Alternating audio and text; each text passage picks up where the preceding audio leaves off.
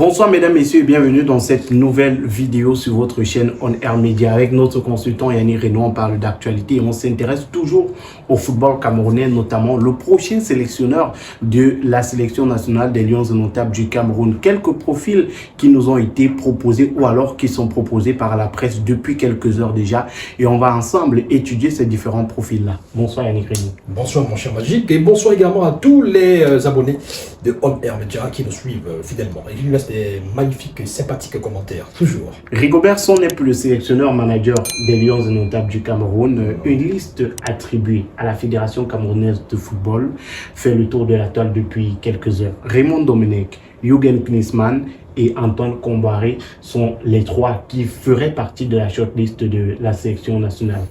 Oui, alors pour l'instant c'est au stade des rumeurs, c'est au stade des supputations.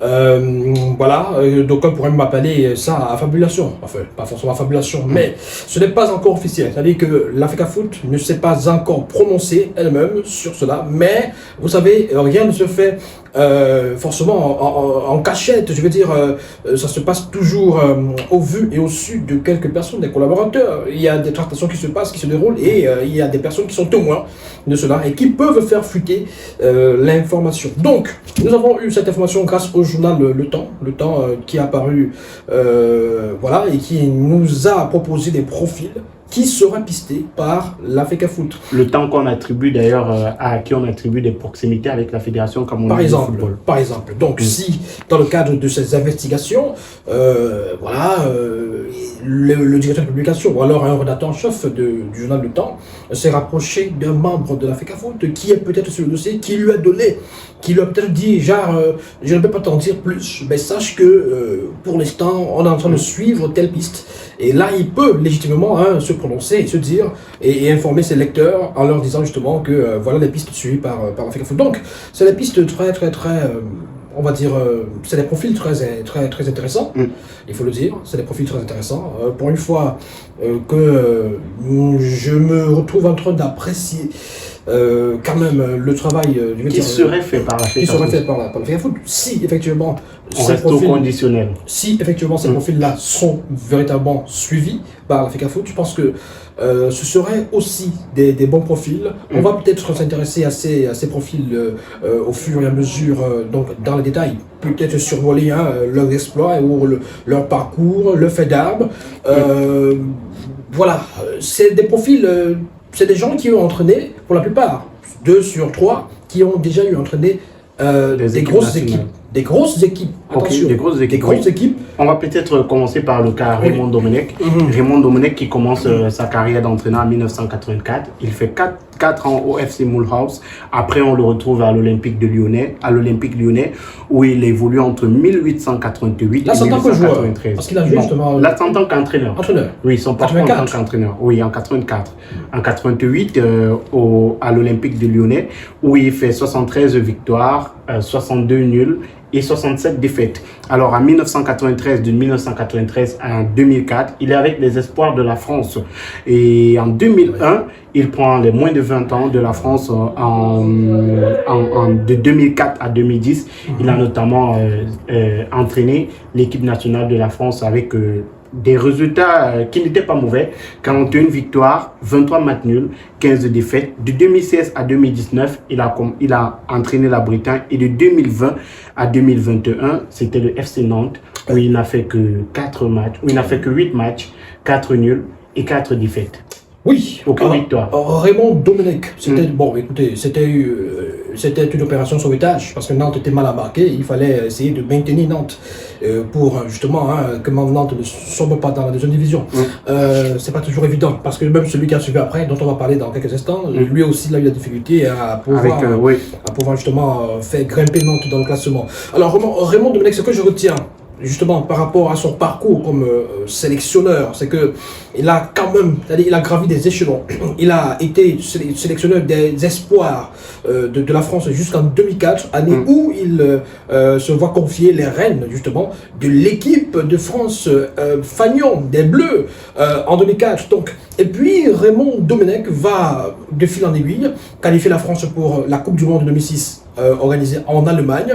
Et de ce côté-là, la France va j'ai envie de dire impressionné sous Raymond Domenech. Il faut rappeler que la France s'est imposée devant l'Espagne au second tour de la Coupe du Monde, s'est imposée devant le Portugal au second tour de cette Coupe du Monde, s'est imposée devant le Brésil, attention, avec Ronaldo, Ronaldinho, Kaka et que sais-je encore. Donc la France, on se rappelle de cette action où Zinedine Zidane justement a fait ce sombrero à Ronaldo. Donc avec Raymond Domenech, la France arrive en finale de la Coupe du Monde 2006 et est sur le point de remporter.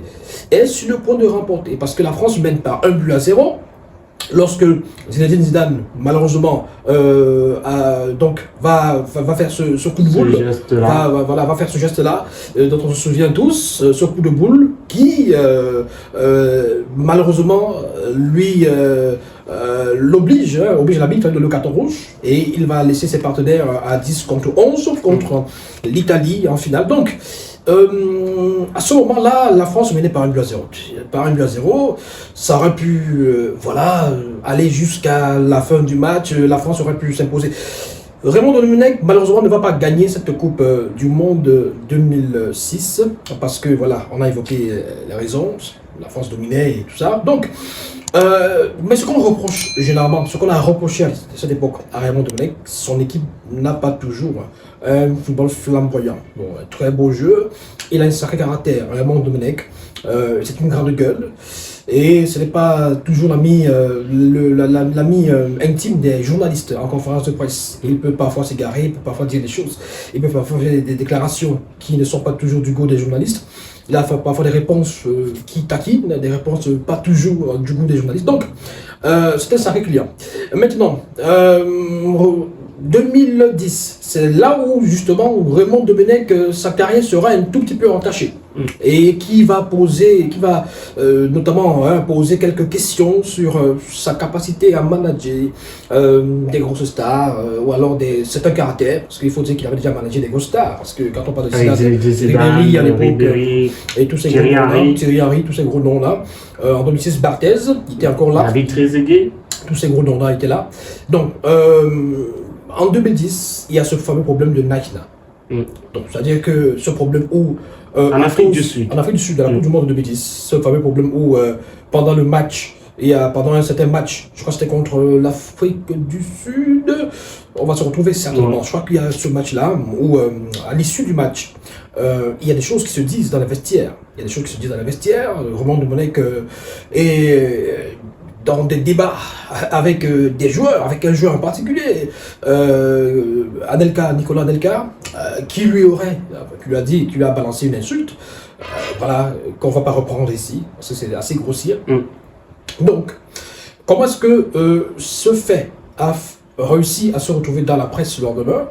Voilà, Raymond Domenech qui avait, avec la fédération justement, mis à l'écart Anelka, qui avait pris l'avion directement pour rentrer en France. Ça avait fait débat, gros débat, et on se demandait qui a publié cette information dans la presse. Mais le fait le plus marquant, c'est cette rébellion des joueurs, des footballeurs de l'équipe de France, de pas mal de footballeurs de l'équipe de France, qui ont décidé, peut-être en solidarité pour Anelka, de ne pas s'entraîner. C'était du côté de Nice, justement, cette ville, du côté de l'Afrique du Sud. On se rappelle, avec notamment des Patrice Evra comme capitaine, qui... dans des échanges, il y avait d'abord eu l'échange pendant la séance d'entraînement prévue normalement du côté de Naïsina, des joueurs qui ne veulent pas descendre du bus. Et Patrice Evra qui se dirige vers l'entraîneur, qui se dirige vers le préparateur physique et qui parlemente un tout petit peu avec eux. Il y a des échanges pas très catholiques et pas très sympathiques. Les joueurs qui ne veulent pas descendre du bus, ils vont du côté de la presse remettre cette lettre qu'ils avaient écrite à l'endroit. C'est Raymond Domenech, qui va lire, qui va carrément devant la presse, il va lire donc cette lettre devant la presse et devant le contenu de ce que les joueurs avaient donc rédigé. Donc, et les informer qu'il n'y aura pas d'entraînement. Ça avait été mal perçu. On avait estimé que Raymond Domenech n'arrive pas à maîtriser cette équipe, maîtriser ce groupe-là.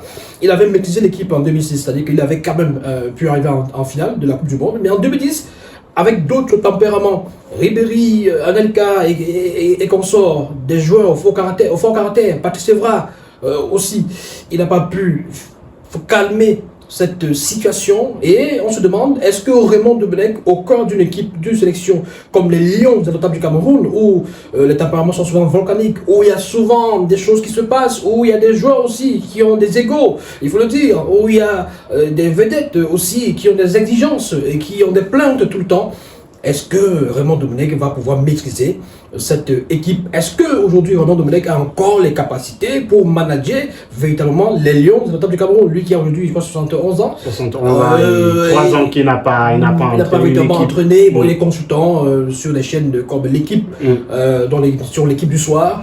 Est-ce que son niveau aujourd'hui actuel, lui permet encore de manager une équipe comme les Lions? Est-ce que son logiciel est encore adapté pour entraîner une équipe comme les Lions? C'est des questions que moi je me poserais. C'est un bon profil sur la base de son passé parce que c'était un très grand joueur, un très grand défenseur. On le surnommait le boucher à l'époque, avec sa moustache à l'époque. Il était très rugueux. C'est un défenseur très un peu comme Rigobertson. Oui, justement. Donc on l'appelait le boucher, carrément. Donc il pourrait être un bon défenseur, un sélectionneur, suivre les pas de Rigobertson, un défenseur pour un autre. Oui, justement, il peut et surtout inculquer aux défenseurs le hem, comme Rigobertson l'a fait. Peut-être inculquer aux défenseurs comment. En fait, son jeu est souvent beaucoup plus basé sur les aspects défensifs. C'est pas trop chatoyant. On l'a vu avec l'équipe de France. C'est pas trop chatoyant. C'est pas beau. Il faut dire que si la France est sortie carrément au premier tour de la Coupe du Monde 2010, c'est aussi parce que il y avait une certaine pauvreté dans son jeu. Vous aviez sur le terrain Thierry Henry à l'attaque. Vous aviez des Malouda. Vous aviez des Franck Ribéry. Vous avez Patrice Evra et bien d'autres. Trezeguet, tout ça. Le jeu n'était pas du tout chatoyant. C'était pas beau. Alors, à cette époque, Trezeguet n'était plus là, en 2010. Voilà, donc le jeu n'était plus chatoyant. Il y avait l'équipe se faisait dominer par tous ses adversaires. Et France-Uruguay, catastrophe. France-Mexique, catastrophe. Et France-Afrique du Sud, catastrophe également. Donc, Domenech, en pointillé, je sais pas trop. Est-ce que c'est un bon profil pour les Lions? Je sais pas trop. Raymond Domenech pourrait donc être le prochain sélectionneur de l'équipe nationale du Cameroun. Est-ce que tu penses que Raymond Domenech, tu as parlé de son caractère, pourrait s'entendre avec la fédération, les membres de la fédération ou alors du ministère des Sports quand on sait l'ambiance et l'atmosphère qu'il y a en ce moment? Oui, pourquoi pas. Raymond Domenech, c'est vrai que quand on a entraîné la France, Espoir et aussi l'équipe Fagnon, on a un certain caractère, c'est bien vrai. Maintenant, s'il est établi que la fédération, c'est son employeur, il va respecter son contrat, tout simplement. Peut-être que lui, étant passé par la France et ayant des aptitudes aussi qui lui permettent justement d'imposer son charisme et son caractère et ses exigences, peut-être que lui aussi, il peut ne pas être quelqu'un à qui on impose des choses, quelqu'un dont le travail est parfois un tout petit peu gêné ou perturbé par des intrusions de tel ou de tel responsable de telle structure, de telle fédération, de tel ministère. Donc, c'est un homme de caractère. Voilà, à ce niveau, je pense que ça pourrait aller. Donc Raymond Domenech pourrait être le prochain sélectionneur de l'équipe nationale du Cameroun. Dans tous les cas, c'est l'information qu'on a du journal Le Temps. Mesdames, Messieurs, merci de nous avoir suivis. Dans une prochaine vidéo, on viendra avec d'autres profils qui nous sont proposés depuis quelques heures par les différents réseaux sociaux, mais également la presse camerounaise. Merci Yannick Reynaud. Merci mon cher Magique. Merci à vous également. On se donne rendez-vous dans la prochaine vidéo. D'ici là, portez-vous bien. N'hésitez pas à donner vos avis en commentaire, likez la vidéo et si vous êtes nouveau, abonnez-vous. À tout à l'heure.